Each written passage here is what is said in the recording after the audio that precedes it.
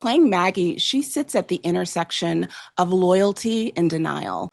What was the most challenging about finding empathy for someone complicit in a web of lies? And yeah, once in a while your husband might cheat on you, but you get through the pain and you fight through and you're gonna have your kids, and that's what's important, being a good wife and a good mom and all that.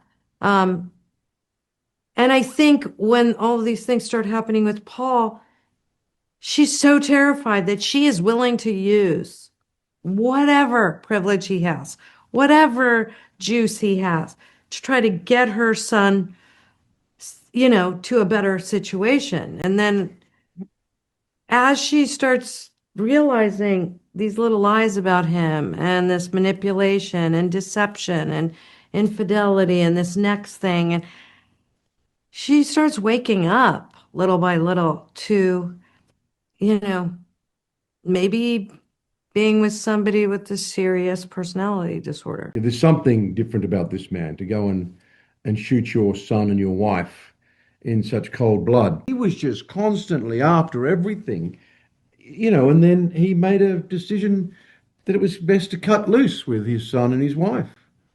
And that's the cold hard reality of the psychology of this man that now is still in jail, is still, living his life. It's a series that just, you still think about it long after watching it.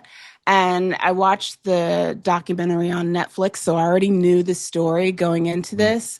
I mean, I also was familiar with the case too, and I think it's, we consume these stories and you draw your opinions, and they do have really strong opinions about these people.